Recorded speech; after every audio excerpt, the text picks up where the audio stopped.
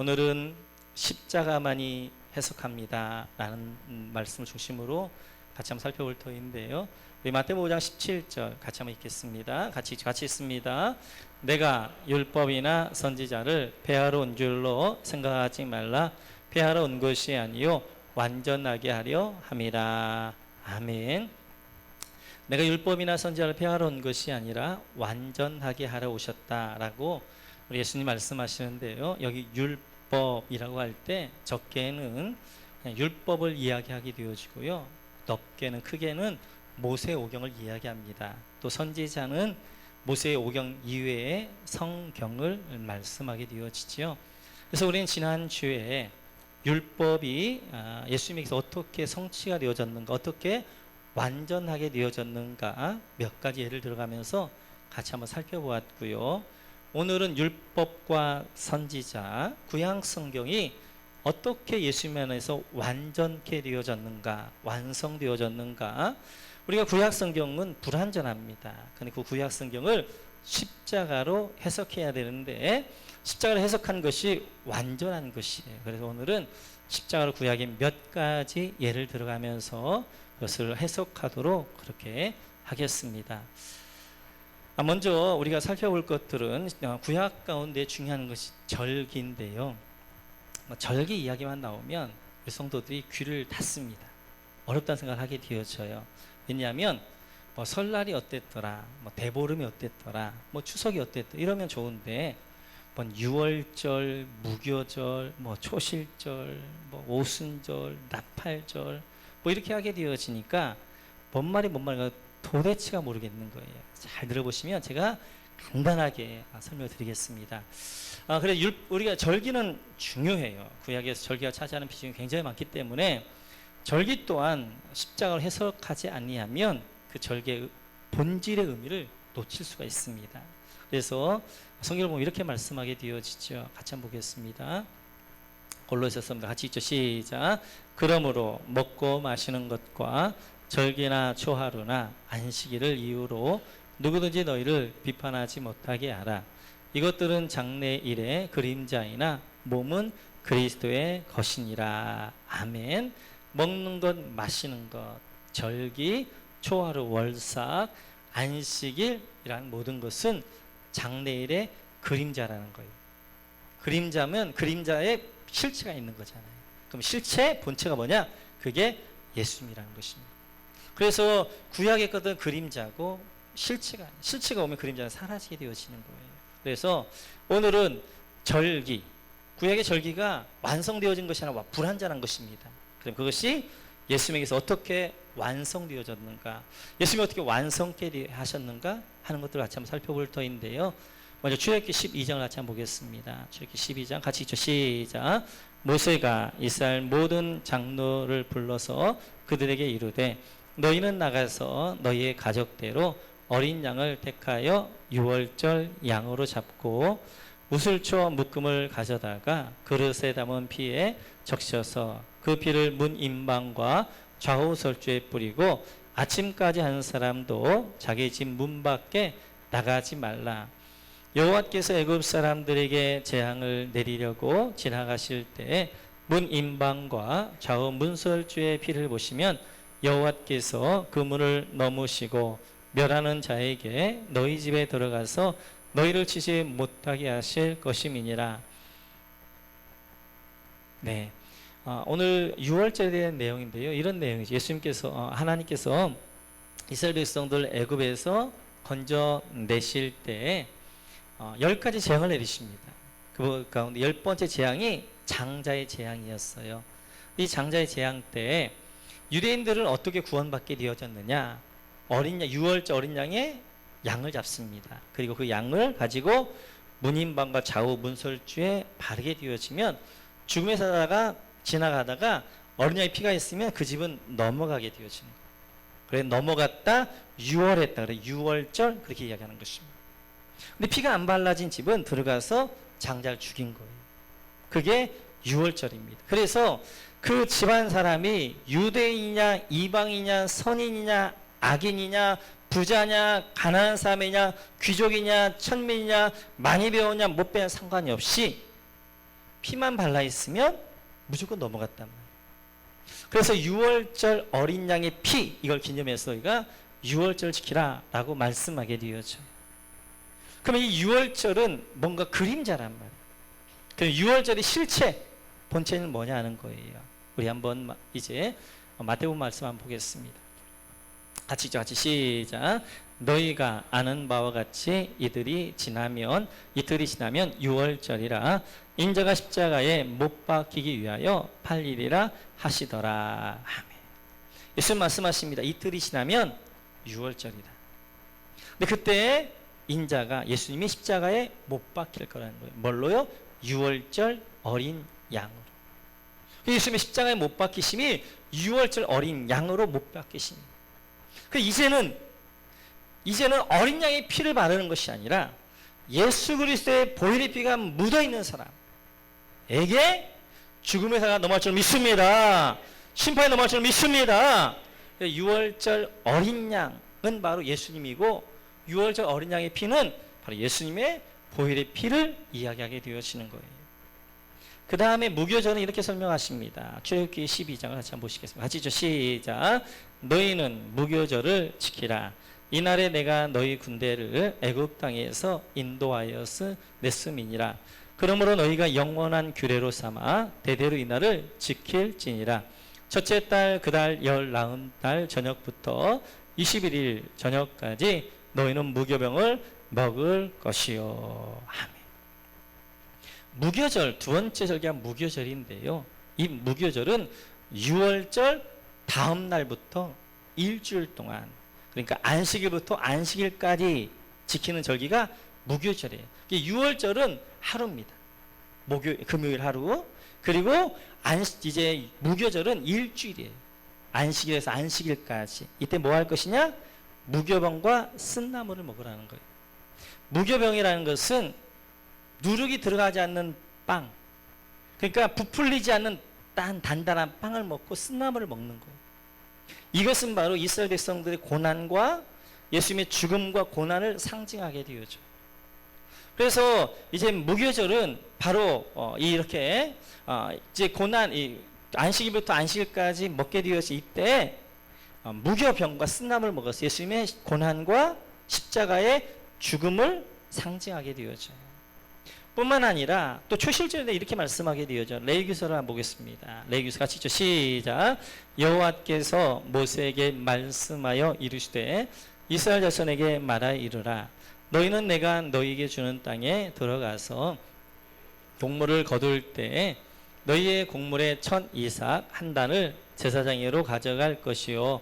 제사장은 너희를 위하여 그 단을 여호와 앞에 기쁘게 받으심이 되도록 흔들되 안식일 이튿날에 흔들 것이며. 아멘. 이 초실절에 대한 이야기인데요. 11절에 보니까 뭐라고 이제 하겠어요? 안식일 이튿날. 안식일 이튿날. 그러니까 안식 후 다음 날 이야기하는 거예요. 그때 초실절. 이제 보리의 첫 수확 한 단을 하나님 앞에 요제로 흔들어서 드리는 절기가 이제 초실절이 되어지는 거예요. 자, 유월절과 무교절과 초실절은 묶어져 있어요. 묶어져 있어요. 같이 살펴볼 거예요. 유월절은 금요일이에요. 그리고 무교절은 안식일 토요일이에요. 그리고 초실절은 일요일이에요. 안식 후 다음날 일요일. 그래서 이제 이것이 예수님에게서 그대로 완성되어졌는데 금요일날 예수님께서 유월절 어린 양 십자가에 죽으셔요.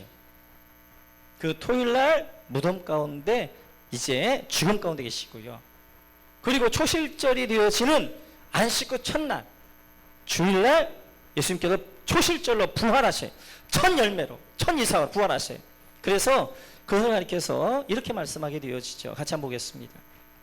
같이 있죠. 고린도전서 15장 같이 시작. 그러나 각각 자기 차례대로 되리니 먼저는 첫 열매인 그리스도요, 다음은 그가 강림하실 때 그리스도에 속한 자요. 아멘. 초실절은 뭘 이야기하냐? 예수님의 부활을 상징하게 되어져. 그래서 첫 열매를 하나 앞에 부활의 열매를 드려지는 절기, 그러니까 초실절이에요. 그래서 유월절과 무교절과 초실절이 금요일, 토요일, 주일, 3일을 완전하게 이루어졌어요. 그러니까 과거에 구약의 백성들이 유월절을 드리고 무교절을 드리고 초실절을 드렸던 것은 뭔가를 바라보고 드린 거예요. 뭘요? 예수님의 십자가를. 십자가에 예수님이 그걸 완성하셨고 완전케 하셨어요. 그래서 그것이 완전히 성취되어졌어요. 뿐만 아니라 6월절부터 50일 되어지는 날을 오순절이라고 하게 되어져. 오순절. 왜냐면 오순 50일째다. 또 다른 말로 7.7절 그래요. 왜냐면 7번 7일 동안 7주간이 7번 지나간 다음 날이니까 7.7절. 그리고 그날을 또한 맥추절 이렇게 이야기도 하게 되어져. 한 절기가 이름이 3개나 있으니까 헷갈리는 거. 근데 이거 어렵지 않아요. 오순절 7, 7에 49, 50일째가 되어지니까 7.7절. 그리고 이제 맥추. 보리와 이삭의 열매를 드리니까 맥추절 그렇게 이야기해요. 그것이 6월절부터 50일 때 되어지는 날 그렇게 되어지는 거예요. 그럼 이 50일째 되어진 이 오순절에 어떤 일이 있었느냐? 사도행전 2장을 한번 보시죠. 사도행전 2장 같이 읽죠. 시작. 오순절 날이 이미 이름에 그들이 다 같이 한 곳에 모였더니 호련히 하늘로부터 급하고 강한 바람 같은 소리가 있어 그들이 앉은 온 집에 가득하며 하며. 오순절 날에 뭐가 있었어요? 성령 강림이 있었어요. 성령이 이 땅에 오순절에 오셨어요. 그래서 그 오순절 다 막아야 될 바에 있었던 120명의 성도들 하나님 앞에 열매로 드렸어요. 맥추절로 드렸어요. 그래서 이 오순절은 성령이 임하여서 이제 추수의 열매를 드리는 절기가 오순절이 되어지는 거예요. 구약에 드렸던 그 외에도 나팔절, 대속제일, 그리고 수장절 모두가 다 마찬가지. 예수님으로 해석이 되어지는 거예요. 예수님에게서 완성이 되어지는 거예요. 구약에 있었던 이 모든 절기들이 그 절기에 불완전한 거예요. 그림자인 거예요. 실체는 뭐냐? 예수님이 십자가인 거예요. 십자가 부활. 그래서 십자가 부활로 말미암아 유월절 어린양, 무교절, 초실절, 오순절 이런 모든 것들이 성취되어지는 것입니다. 그래서 예수님은 율법과 선자를 완전케 완성케 하러 오신 분이세요. 구약은 불완전한 거예요. 뿐만 아니라 우리가 구약에 서너 세 군데만 한번 살펴볼 것입니다. 세 군데를 보면서 구약이 정말 말하고자 하는 게 무엇인가, 구약을 우리가 어떻게 해석해야 될 것인가 하는 것들을 같이 한번 살펴볼 터인데요. 우리 창세기 1장입니다.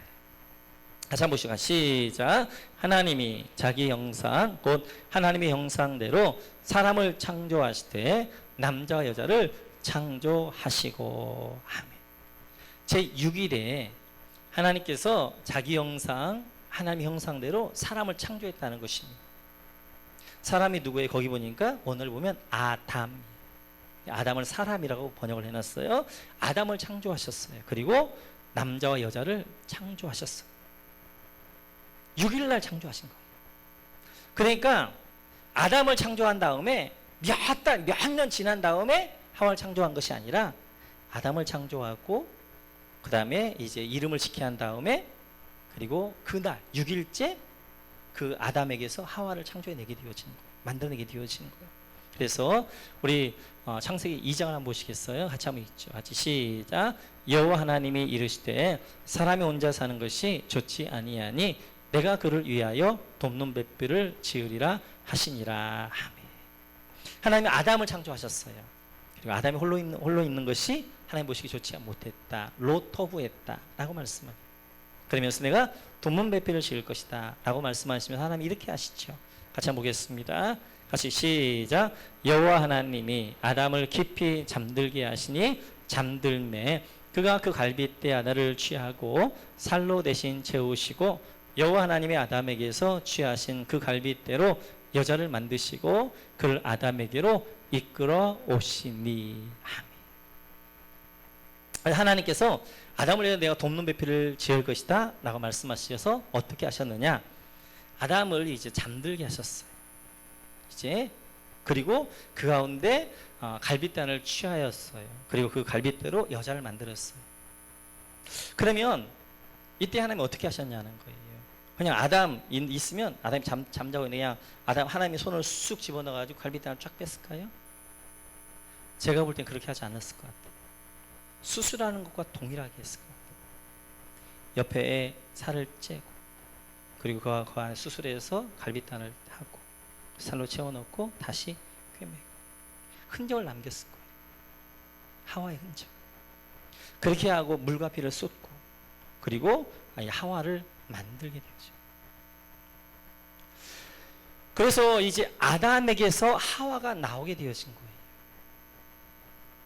성경은 이 이야기를 여자가 어떻게 만들어졌는가, 남자 여자가 어떻게 만들어졌는가 그 이야기를 하기도 하지만 그 이야기를 통해서 정말 하고 싶은 이야기가 있는 거예요.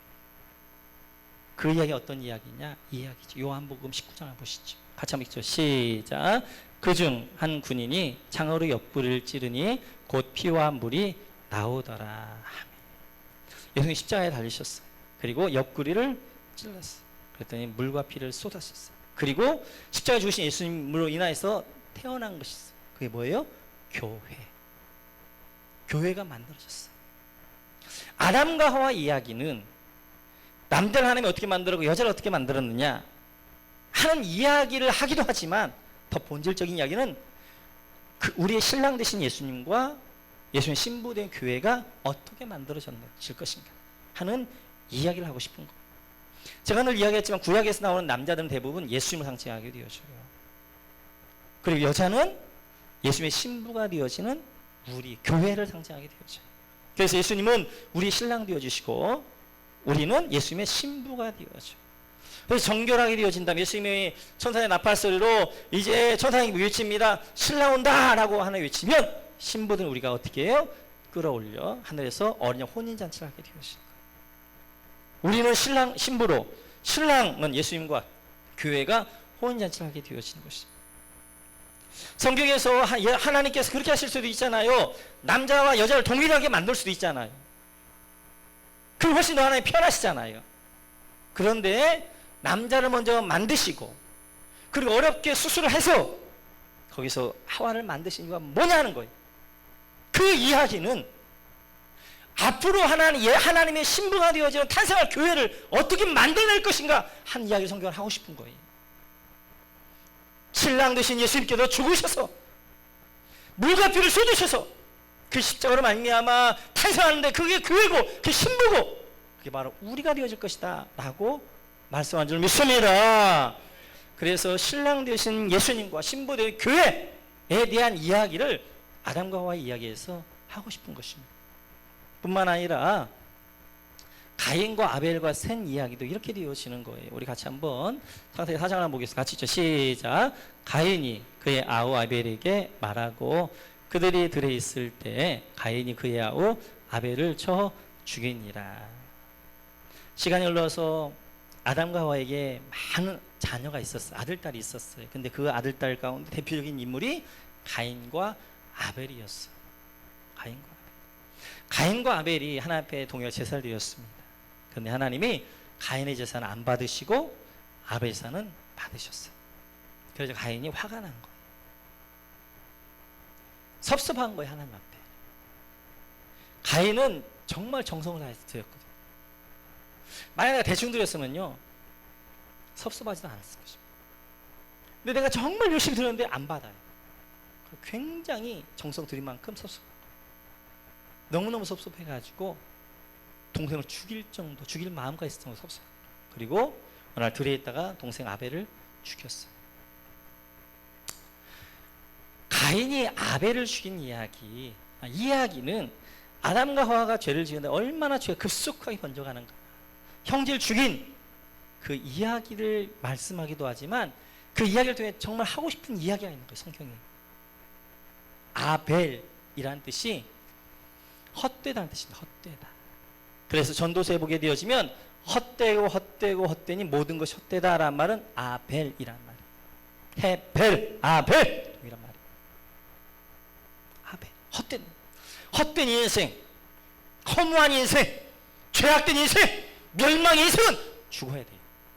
그리고 누가 태어나야 되냐? 셋이 태어나야 될 것입니다. 창세기 4장을 한번 보시죠. 같이 읽습니다. 같이 시작. 아담이 자기 아내와 동침함에 그가 아들을 낳아 그 이름을 셋이라 하였으니 이는 하나님이 내게 가인이 죽은 아벨 대신에 다른 씨를 주셨다 함이며. 아멘. 아벨이 죽은 이후에 아담과 하와가 동침합니다. 그리고 하나님 아들을 주셨는데 그 아들 이름이 셋이었어요. 이 셋은 아벨 대신에 주신 다른 씨다는 거예요.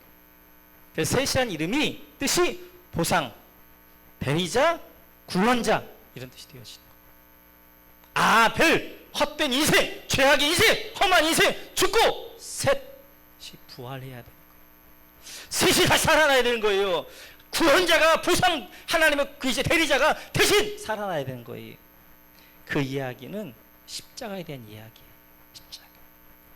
십자가에서 예수님이 죽으셔서 예수님은 바로 아벨로 죽으시는 거예요. 헛된 인생, 죄악의 인생, 멸망의 인생, 저주 인생, 그 인생을 죽으시는 것이고, 예수님의 부활은 셋으로 부활하시는 거예요. 보상으로, 대리자로, 구원자로 보상, 이제 구활하셔서 우리가 부활의 영광 가운데 참여하는 것입니다. 이제 아벨과 가인과 셋의 이야기는 가인이 아벨을 죽였더라 이런 이야기보다 훨씬 더 큰 그림을 가지고 크게 설명하고 있는 거예요. 바로 예수님에 대한 이야기입니다. 이제 앞으로 오실 메시아 구원자가 아벨로 십자가에 죽으시고 셋으로 부활할 것에 대해서 그 이야기는 또한 우리의 이야기예요. 아벨이었던 나, 헛된 삶이요, 멸망받아야 할 삶이요, 저주 가운데 있는 삶이요, 죄인들의 삶, 나는 십자가에 죽어야 된다. 그리고 내 안에 셋이 부활해야 되는 거예요. 구원자, 내 안에 그리스도가 예수님이 부활해야 되는 거예요. 영생의 새로운 생명이 부활해야 되는 거예요. 셋으로 새롭게 태어나야 되는 거예요. 그걸 가리켜서 거듭남이다 이렇게 이야기하는 거예요. 성경은 이 이야기를 하고 싶은 거예요. 뿐만 아니라 한 군데를 더 보면 창세기 38장이죠. 같이 한번 보겠습니다. 같이죠. 시작. 어떤 사람이 다말에게 말하되 네 시아버지가 자기의 양털을 깎으려고 딥나에 올라왔다 한지라. 그가 그 과부의 의복을 벗고 너울로 얼굴을 가리고 몸을 휩싸고 딥나 길곁 에나임 문에 앉으니 이는 셀라가 장성함을 보았어도 자기를 그의 아내로 주지 않음으로 말미암음이라. 그가 얼굴을 가리었으므로 유다가 그를 보고 창녀로 여겨 길 곁으로 그에게 나아가 이르되 청하건대 나로 네게 들어가게 하라 하니 그의 며느리인 줄을 알지 못하였음이라. 그가 이르되 당신이 무엇을 주고 내게 들어오려느냐. 유다가 이르되 내가 내 때에서 염소 새끼를 주리라. 그가 이르되 당신이 그것을 줄 때까지 담보물을 주겠느냐. 유다가 이르되 무슨 담보물을 네게 주랴. 그가 이르되 당신의 도장과 그 끈과 당신의 손에 있는 지팡이로 하라. 유다가 그것들을 그에게 주고 그에게로 들어갔더니 그가 유다로 말미암아 임신하였더라. 아멘. 세상에도 없는 더러운 이야기예요. 시아버지 유다와 며느리 다말과의 불륜에 관한 이야기. 그것도 며느리 다말이 이제 남편을 잃고 있다가 창녀로 변장해서 있게 되어지고 시아버지가 그 창녀에 들어와서 이제 관계를 임신했는데 그게 며느리였다는 거예요. 이런 더러운 이야기가 세상에도 없는 이야기. 어떻게 성경에 거룩한 이제 책하는 성경에 있냐는 거. 어떤 분들은 이런 부분 찢어야 된다고 이야기해요. 근데 성경은 늘 제가 말씀드렸던 것처럼 지금의 도덕과 윤리적 관점을 보면 성경을 제대로 볼 수 없습니다. 그 당시의 윤리로도 그건 문제가 안 돼요. 지금부터 4,000년 전이에요. 4,000년 전. 그 당시에 그런 것들이 크게 문제가 안 되어지는 거예요. 성경은 그런데 그런 이야기를 하고 싶은 것이 아니라 성경은 유다와 다말의 이야기가 이게 잘못되었다면 유다가 이렇게 고백할 수가 없는 거예요. 같이 한번 볼까요? 유다가 어떻게 고백하고 있는가? 같이. 네, 그럼 넘겨주세요. 26절 같이 있죠. 시작. 유다가 그것들을 알아보고 이르되 그는 나보다 옳도다. 내가 그를 내 아들 셀라에게 주지 아니하였음이로다 하고 다시는 그를 가까이 하지 아니하였더라. 유다가 다말이 음란에게 행음해서 이제 아이를 임신했다는 소리를 듣게 되었죠. 다말을 데려와서 화형시키려고 합니다. 근데 다말이 담보를 내놓게, 이 사람이라 내가 임신했습니다. 내어놓게 되어져. 그랬더니 그걸 보고 유다가 뭐라고 이야기해요? 그는 나보다 옳도다. 그는 나보다 의롭다. 그는 나보다 짜다크하다라고 이야기해요. 이 짜다크, 의롭다는 것은 하나님의 선언, 하나님의 의를 이야기하는 거예요. 그래서 이제 오늘 이 유다와 다말이 이야기는 누가 의인이냐 하는 이야기예요. 누가 의인이냐, 누가 의로운 사람이냐, 누가 짜릿한 사람이냐, 이 이야기를 하고 싶은 것이지 유다와 다말과의 분류를 이야기하고 싶은 것이 아니에요. 그러면 누가 의인이 하는 거예요? 지금 다말이 유다의 심판대 앞에 섰습니다. 다말이 이제 행금하에서 임신했다는 소식을 듣게 되어지고 유다가 그를 잡아와라, 그리고 화해시키라, 심판대 앞에 섰어요. 그때 다말이 이것을 내어놓습니다. 같이 한번 보시겠어요? 같이 한번 보겠습니다. 같이 시작. 여인이 끌려 나갈 때 사람을 보내어 시아버지에게 이르되 이 물건 임자로 말미암아 임신하였나이다. 청하건대 보소서. 이 도장과 그 끈과 지팡이가 누구의 것이니까 한지라. 아멘. 다말이 끌려나갈 때 내가 이 담보물, 이 주인으로 말미암아 내가 임신했습니다. 그리고 도장과 끈과 지팡이를 내어놓게 되어져. 그걸 보고 유다가 너는 의롭다, 옳다, 이렇게 이야기하는 것입니다. 지금 유다의 심판대 앞에 있습니다. 성경은 늘 이야기했죠. 구약은 유다, 남자는 누구를 상징한다고요? 하나님, 예수님을 상징하게 되어져. 여자는 누구를 상징하게 되어지는 거예요?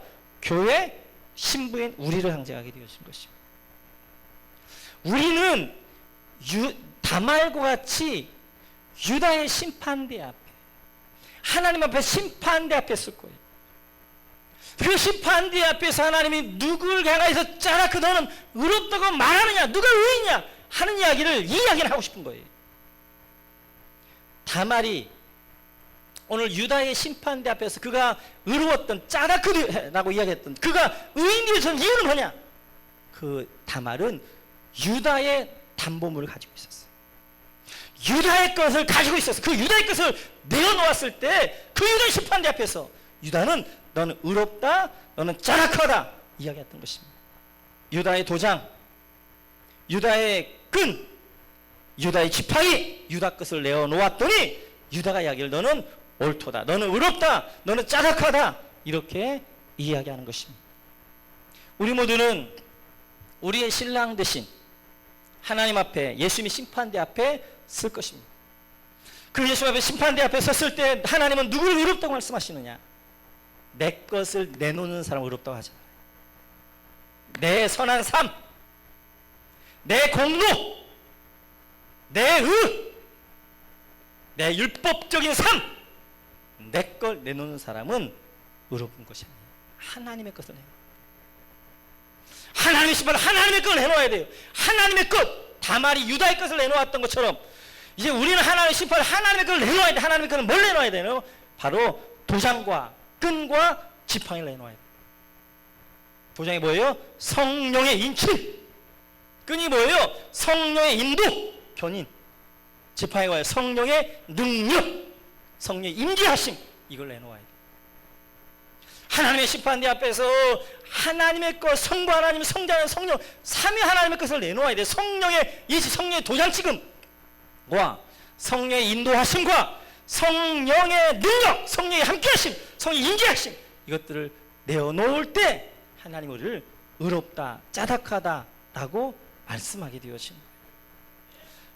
유다와 다말에는 그 이야기를 하고 싶은 거예요. 그 이야기. 그래서 이 유다와 다말 이야기도 마찬가지입니다. 십자가를 해석하지 아니하면, 예수를 해석하지 아니하면 그 부분이 해석이 안 되어지는 거예요. 그래서 예수님께 이렇게 말씀하시는 것입니다. 마태복음 5장 17절 다시 한번 같이 죠. 시작.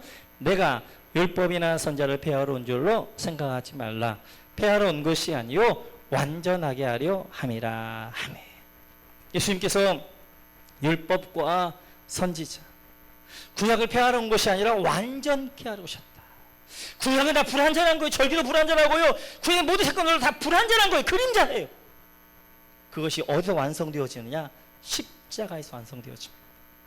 그 십자가로 구약을 보지 않냐면, 십자가로 구약을 해석하지 않냐면 구약을 제대로 해석할 수가 없고, 그리고 왜 그런 사건이 있었는 걸 제대로 해석해낼 수가 없는 거예요. 그래서 우리는 하나님의 시각으로 십자가로 구약을 해석할 줄 믿습니다. 그렇다면 구약은 그렇게 해석한다고 그래요. 그것이 나와 무슨 상관이 있냐는 거예요. 그것이 나와. 그러면 내 삶은 우리가 어떻게 해석해내야 될 것이냐 하는 것이죠.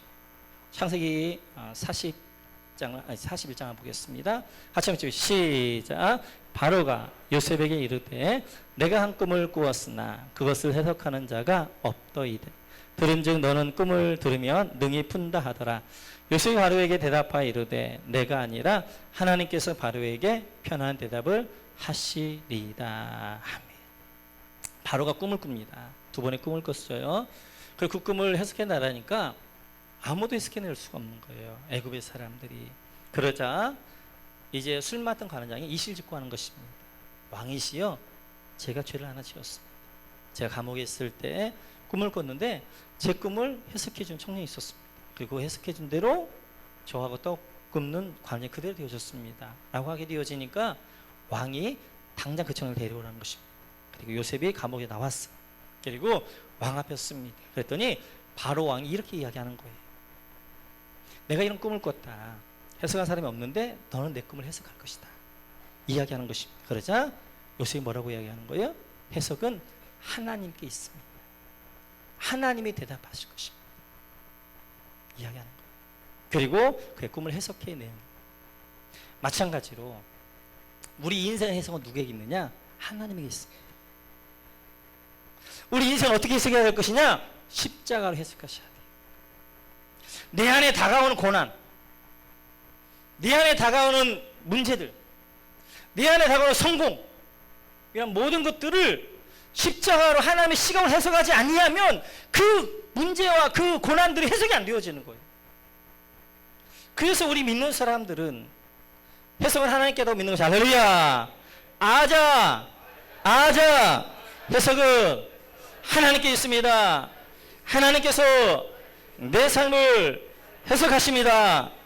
그렇습니다. 하나님만 해석하는 거예요. 하나님만이 여러분의 삶을 해석하게 되고 십자가로 여러분의 삶을 해석하셔야 돼요. 내 삶을 십자가로 하나님의 시각으로 해석하지 않으면 내 삶을 통해 하나님 뭐라고 말씀하시는가? 왜 이것이 나에게 다가왔는가? 해석할 수가 없는 거예요. 지금 우리나라의 메르스, 가뭄 이러한 모든 것들 현상으로 해석하면 안 되는 거예요. 뭘로 해석해야 되는 거예요? 십자가로 해석해야 돼요. 하나님의 시각으로 해석해야 되는 거예요. 왜? 하나님이 지금 이 시대 이 민족이 왜 이런 메르스 이런 것들을 지켜주지 않고 이렇게 하나님께서 이제 방치하시는가? 왜 비난 주시고 이렇게 가뭄으로 이 땅을 이렇게 메마르게 하시는가? 하나님의 시각으로 하나님으로 해석하지 않으면 진정한 의미와 뜻을 알 수 없는 것입니다. 이런도 마찬가지예요. 이런 사람, 여러분 다오는 수많은 삶의 현상들이 있습니다. 그 현상들 여러분 삶의 현상으로만 해석하게 되어지면 그 현상의 무슨 의미인가? 왜 이렇게 되어져요? 인생을 해석할 수가 없어요. 오직 해석할 수 있는 것은 하나님으로만 해석할 수 믿습니다. 하나님만 해석하는 거야. 하나님의 시각으로. 하나님 왜 나에게 이런 고난이 오게 하시는가? 나에게 왜 이렇게 성공이 잘 있게 하시는가? 나에게 왜 이런 문제가 있게 하시는가? 나에게 이런 상황 가운데 인도해 주시는가? 하나님의 시각으로 십자가로 해석하게 되어지고 그것이 해석되어지고 그리고 그 하나님의 뜻을 알게 되어지고 그것에 내가 반응하게 되어지는 거예요. 이게 중요한 것입니다. 구약을 십자가로 해석해내는 것도 중요한데 더 중요한 것은 내 삶을 십자가로 해석해내는 거예요. 내 삶을 하나님의 시각으로 해석해내는 것입니다. 이제 우리가 내 삶을 바라볼 때마다 그냥 육신으로 바라볼 것이 아니라 하나님의 안경을 쓰고 십자가의 안경으로 여러분 삶들을 바라보시고 해석해낼 줄 아는 그런 모두가 되시기를 주님의 이름으로 축원합니다. 같이 한번 찬양하겠습니다. 내가 걷는 이 길이 그렇습니다. 우리 인생길 가운데 이해되어지지 않는 분들이 많이 있어요. 왜 이런 일이 나에게 다가오는 것이지? 내가 하나님을 잘 믿었는데 왜 나에게 이런 어려움들이 오는 것이지? 해석되어지지 않을 때가 있습니다. 그때 십자가로 하나님의 시각으로 여러분의 인생들을 보시면 아, 하나님 이것 때문에 이렇게 주셨구나 하는 것들을 알게 되어질 거예요. 우리 같이 한번 찬양하면서 오늘 말씀 묵상합시다. 내가 걷는 이 길이 내가 걷는 이 길이 그 걸어오는 수가 있어도 내 심장이 울렁이고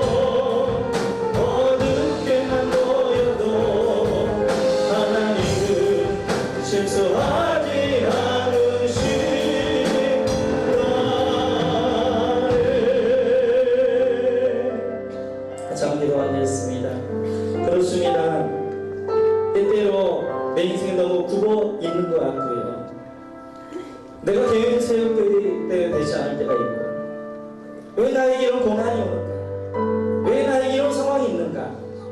우리가 해석되지 않는 말씀, 이해되지 않는 그런 것들을 하나님의 시각으로 십자가로 해석하십니다. 십자가로 바라보십니다. 그럴 때 하나님의 이 일을 통하여 나에게 뭘 말씀하십니까? 나에게 어떻게 인도해 주신가 하는 것을 알 수 있습니다. 우리 인생들을 다시 한번 돌아보며 우리의 삶을 돌아보며 그 십자가를 해석하며 하나님 앞에 한번 내어놓고 우리 한번 기도합니다. 기도만 한 다음에 다시 기도하겠습니다. 주여 아버지 하나님,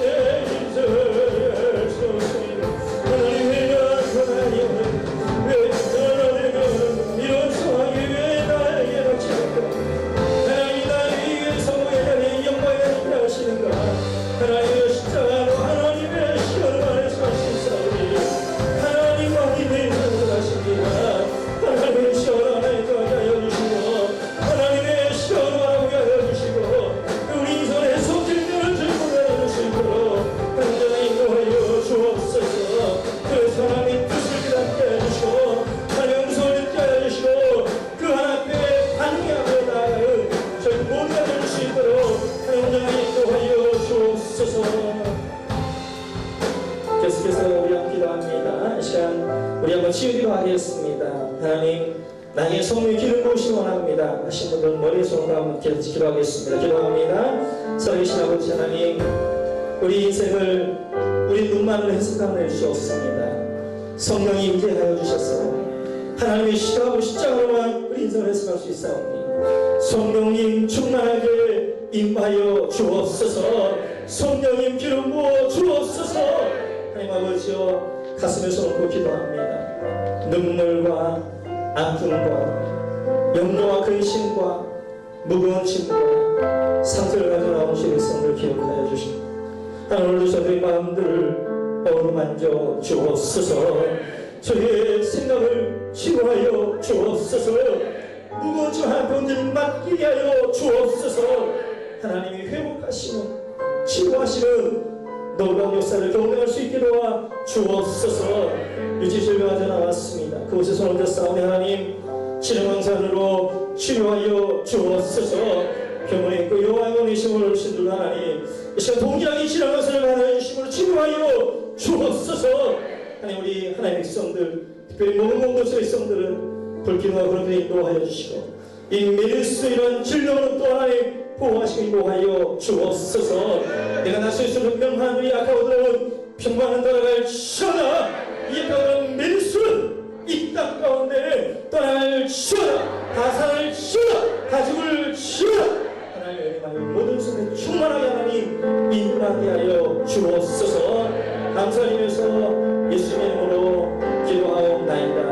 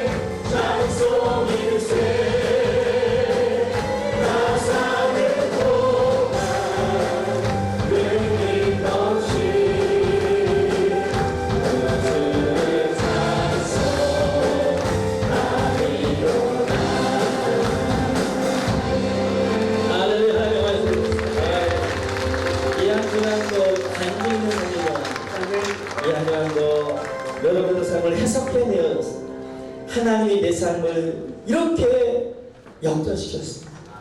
하나님의 하사를 타고 하나님께서 악을 바꾸셨습니다. 간증할 수 여러분 됐으면 좋겠습니다. 기도하겠습니다. 지금도 우리 주 예수 그리스도의 은혜와 하나님 아버지 무한하신 사랑하심과 성령님의 감동감화 교통 충만하신 은혜가 오늘 주 앞에 나와 머리 숙여 예배드리는 백성들 머리 위에 이제부터 영원토록 함께 계실지어다. 아멘.